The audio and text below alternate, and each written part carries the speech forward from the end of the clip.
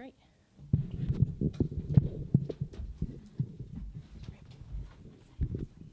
All right, perfect. We are going to go ahead and get started with our post-race media availabilities. We have been joined by race-winning crew chief Phil Surgen and Tony Lunders, who is the chief operating officer of Trackhouse Racing. We're going to go straight into questions. So if you have a question, please raise your hand, state your name and affiliation, and we will get a wireless mic to you.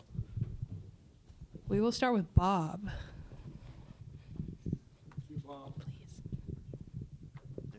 Me? Bob Hawkers, Fox Sports. What can this do for... Actually, I want to change that for Tony. Just what's a day like on this day when Chastain, who's not in the playoffs, runs well, Suarez, who's in the playoff, doesn't have a great day? Yeah, I think anytime you can win is special. So spoiling a playoff race is awesome. You know, it's good that Daniel had a decent ending to the race. It was a little bit of a slow start for them, but anytime you can pull off a win is special. Any additional questions? Can you both talk about what was going through your mind during that final restart in those last few laps?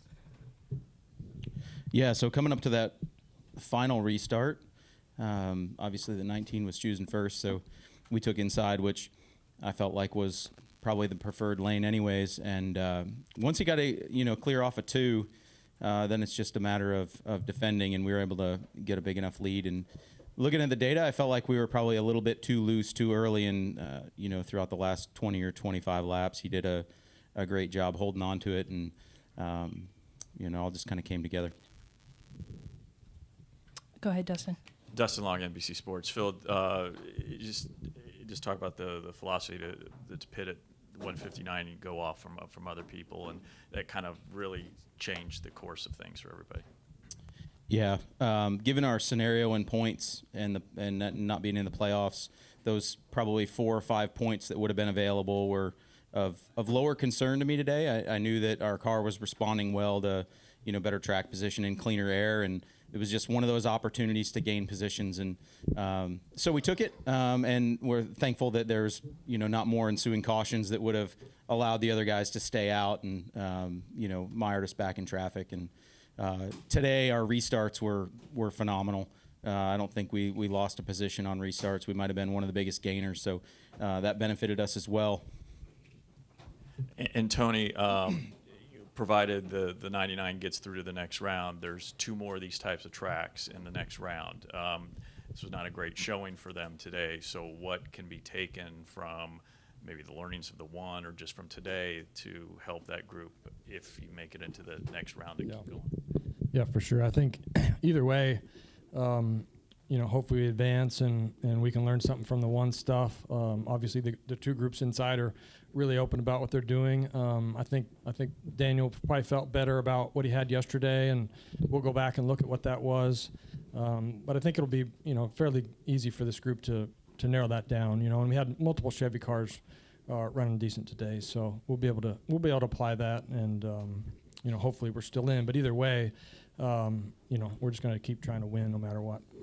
And Phil, looking ahead to next week, again, here you come in off a win, but you're not a playoff team. Obviously, we know what the type of racing you typically see at that track with manufacturer support, and my guess is there's probably going to be more of an emphasis for you to be a helper than be the guy to move, unless you're in that prime position. How do you look at that, and how do you go from being a winner one week to the potential of maybe being more of a helper? Yeah, this group that is at Trackhouse, I mean, we put in just as much effort for every race. I hear from time to time people ask about races that you'll circle on the schedule or whatnot. I got asked this morning if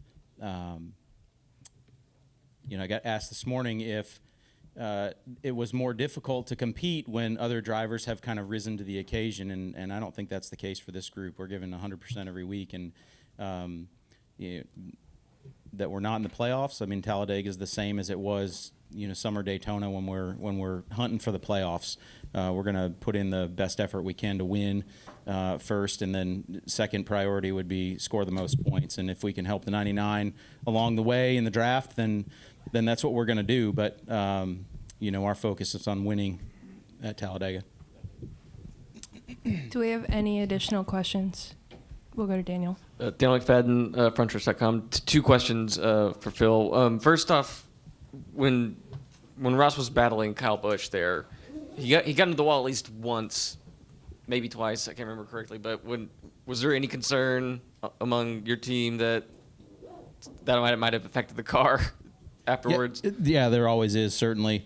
Immediately, we try to get what we can for photographs to evaluate what we can see on the outside. We look at the data and obviously get his feedback on the car. At these tracks where you're running so close to the wall and they're on the ragged edge, it's going to happen from time to time. I think you probably go out there and look at the top 10, and half of them have some amount of damage on the right side from scuffing the wall. So it's just all part of it, and I've got the guys on pit road to react if anything happens.